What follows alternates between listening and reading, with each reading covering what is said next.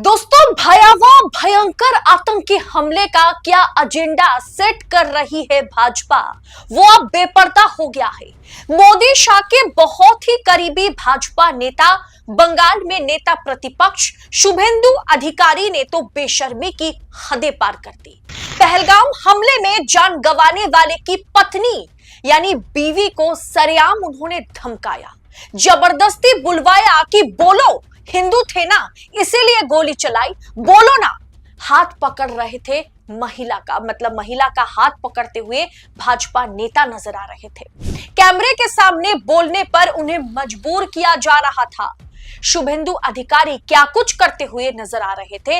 मैं अब से कुछ नहीं कहूंगी, बस दरख्वास्त करूंगी कि एक बार आप खुद वीडियो देख लीजिए। बंगला में है वीडियो, लेकिन एक्सप्रेशन और अंदाजा देखेंगे तो आपको सब कुछ पता लग जाएगा। हिंदू बने अपनी बोलून, अपनी ছিলেন আপনি বলুন হিন্দু বলে মেরেছে, বলুন কাল রাতে আমাকে বলেছেন হিন্দু বলে মেরেছে, হিন্দু বলে মেরেছে, বলুন বলুন আপনি মুসলিম আপনি কি কালমা পড়তে জানেন? না জানি না। বলুন এদের বলুন, সেকুলার নেতাদের বলুন। मेरे दिल ও দায়িত্ব আমার, ও দায়িত্ব আমার। दोस्तों, इन्हें शर्म नहीं है। बंगाल से घूमने गए वितान अधिकारी, जिन्हें पहलगाम हमले में जिनकी जानें चली गई, जिन्हें अपनी जान गंवानी पड़ी, उनकी पत्नी पर आफत टूट पड़ी है। लेकिन भाजपा सरकार, भाजपा के नेता इस पर राजनीति करने से बाज नहीं आ रहे हैं।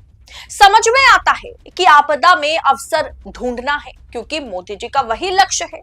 9 महीने में बंगाल में चुनाव है। हिंदू मुसलमान करने का इतना सुनहरा मौका भाजपा वालों को हाथ नहीं लगेगी आगे। इतना बड़ा मौका हाथ से जाने वो देना नहीं चाहते। शुभेंदु अधिकारी ये कह रहे थे कि हम मोदी के बच्चे हैं, हम मोदी के सिपाही हैं, बदला लेकर रहेंगे। मोदी से अनुरोध कर रहा हूं कि 26 का बदला 260 जिहादियों को मारकर हमें लेना है। हमें इजराइल बनना है और गाजा की तरह पाकिस्तान को, जिहादियों को खत्म कर देना है। ये शर्मनाक बात है। बंगाल की चीफ मिनिस्टर 3 एक्शन सेल में पोस्ट किया, एक पोस्ट में भी ये जिहादी, रेडिकल और इस्लामिक टेररिस्ट के खिलाफ एक भी शब्द यूज नहीं किया। किस लिए? अपने मियां वोट को बरकरार रखने के लिए, तुष्टिकरण का राजनीति के लिए। मैं उनको बताया मोदी जी है तो मुमकिन है। हम लोग मोदी जी का छोटा सिपाही हूं, हम लोग सब जिम्मेदारी निभाने का काम करूंगा। दूसरा, समीर घोष जी का स्त्री वाइफ, उन्होंने टीएमसी का काउंसिलर का सामने, असीम बसु का सामने मुझे बताया हाथ में डोरी था, हिंदू पहचान लिया और गोली मारते मारते बताया तो मोदी का आदमी है तो तुझको मौत का घात उतार दे रहा हूं। मोदी जी कुछ कीजिए आप। पूरा जनता, हिंदू जनता 26 का बदला 260 जिहादी का मौत देखने के लिए वेट कर रहा है। जैसे इजराइल का प्राइम मिनिस्टर गाजा का नाम और निशान मिटा दिया, आपको भी ये पाकिस्तानी और इस्लामिक घुसपैठिया का नाम और निशान मिटा देना चाहिए। हिंदुस्तान जिंदाबाद, पाकिस्तान मुर्दाबाद। जनाब, यहीं पर ये रुकते नहीं है। शुभेंदु अधिकारी ने ये तक कह दिया कि ममता बनर्जी, बंगाल की सीएम ममता बनर्जी इन जिहादियों का समर्थन करती हैं। बंगाल में मुसलमानों को जो है सर पे चढ़ा के रखती है ममता बनर्जी। जिस बदला लेने की बात वितान अधिकारी की पत्नी से शुभेंदु अधिकारी कर रहे थे, क्या उन्हें यह पता है बदला लेने के बजाय मोदी जी दूसरे ही दिन सुबह सुबह बिहार पहुंच गए। मधुबनी में मोदी जी चुनाव प्रचार कर रहे हैं, वहां से पाकिस्तानी आतंकवादियों को चिता रहे हैं कि मिट्टी में मिला देंगे। क्या मोदी जी को सर्वदलीय बैठक नहीं करनी चाहिए थी? क्या मोदी जी को अभी एयरफोर्स, नेवी और साथ ही साथ आर्मी के साथ बैठकर पाकिस्तान को किस तरीके से लाल आंखें दिखाई जाएगी उस पर बातें नहीं करनी चाहिए थी? मीटिंग्स नहीं करनी चाहिए थी? मोदी जी ने एक्शन के नाम पर क्या किया जिसे गोदी मीडिया बार बार दिखा रही है। देखिए ना आपके स्क्रीन पर, पाकिस्तान का ट्विटर हैंडल अकाउंट ब्लॉक कर दिया गया है। मतलब भारत ने पाकिस्तान का ट्विटर अकाउंट ब्लॉक किया। ये कोई गर्लफ्रेंड बॉयफ्रेंड की लड़ाई थोड़ी हो रही है कि गर्लफ्रेंड के साथ बॉयफ्रेंड की लड़ाई हो गई तो गर्लफ्रेंड ने बॉयफ्रेंड को ब्लॉक कर दिया। खैर, भारत पर इस तरह की टिप्पणी नहीं करनी चाहिए, बिल्कुल नहीं करनी चाहिए, और एक पत्रकार होने के नाते तो कतई नहीं करनी चाहिए। लेकिन मोदी जी ने क्या कार्रवाई करी है ये जान लेना बहुत जरूरी है। दोस्तों, आपको याद है कोरोना के दौरान, कोविड के दौरान 2020 में जब चीन ने भारतीय सेनाओं को मतलब मौत के घाट उतारा था, करीब करीब 20 जवान शहीद हुए थे, तो मोदी ने चीन पर क्या एक्शन लिया था? कुछ एप्स बैन कर दिए थे, टिकटॉक, लाइकी जैसे ऐप बंद कर दिए गए थे। लेकिन कुछ ठोस कदम मोदी जी ने नहीं उठाया था। मोदी जी को इस स्थिति में चुनावी जनसभा को संबोधित करना जो है वो सही सूझा है।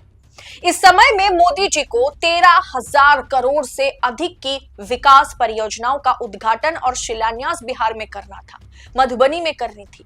क्या यह दौरा 2 दिन के लिए पोस्टपोन नहीं किया जा सकता था? क्या ये दौरा पोस्टपोन करना उचित नहीं था? मोदी जी को देखिए, वीडियो में नीतीश के साथ एकदम बातें करने में मशगूल हैं, और नीतीश कुमार के बारे में भी क्या कहे। देखिए, हंसते मुस्कुराते हुए जनाब नजर आ रहे हैं।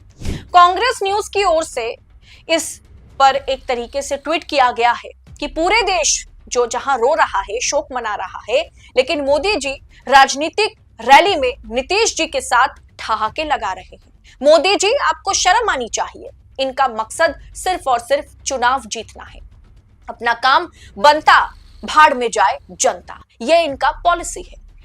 दोस्तों, आपने सेना को मतलब खोखला कर दिया है। आपने मतलब मोदी जी ने सेना को खोखला कर दिया है। कल ही मैंने आपको एक रिपोर्ट में बताया कि सेना में 1 लाख पद खाली है। सेना में सैनिकों की कमी है, हथियारों की कमी है। सेना की बजट में लगातार कटौती की जा रही है, जिसके बाद भी बंगाल चुनाव को देखते हुए फैक्ट्स पर बात ना करके किस तरह से इसे सिर्फ हिंदू मुसलमान किया जा रहा है। इस बात से कोई इनकार नहीं कर सकता कि धर्म पूछ कर मारा गया है। हिंदू थे इसीलिए गोली चलाई गई है। तो धर्म पर बातें क्यों नहीं होगी? जरूर होगी, होनी भी चाहिए, लेकिन उसका राजनीतिकरण ये नहीं होनी चाहिए। उसका राजनीतिकरण करना गलत है। उसका राजनीतिकरण देश के हर राज्य को कश्मीर बना सकता है। किसी को इसका राजनीतिकरण करने मत दीजिए। क्या आपको लगता है वीडियो देखने के बाद कि शुभेंदु अधिकारी वाकई परेशान थे उस महिला के लिए, उस परिवार के लिए? उन्हें उस वितान अधिकारी या उस महिला के लिए उनका दिल रो रहा था क्या? या वो बार बार इसे हिंदू मुसलमान के मापदंड में तौलना चाह रहे थे? आपको क्या लगता है? इस पूरे विषय पर आपकी राय क्या है? एक तरफ शुभेंदु अधिकारी, जहां हम मोदी के बच्चे हैं, मोदी के सिपाही कहकर 26 का बदला 260 से लेंगे ये कहते हुए नजर आ रहे हैं। दूसरी तरफ मोदी जी मधुबनी में कहीं ना कहीं आप कह सकते हैं कि चुनावी प्रचार में मशगूल नजर आ रहे हैं। इस पूरे विषय पर आपकी राय क्या है? इस सरकार की सोच और मंशा पर इस घटना के बाद सरकार किस तरीके से खामोश नजर आ रही है, इस पर आपकी टीका टिप्पणी कमेंट बॉक्स में हमारे साथ साझा जरूर करें। और ऐसी तमाम खबरों को लगातार पाने के लिए 4 PM के साथ बने रहें। फिलहाल इस रिपोर्ट में इतना ही। जल्द होगी आपसे मुलाकात। बहुत बहुत शुक्रिया आपका। जय हिंद, जय भारत।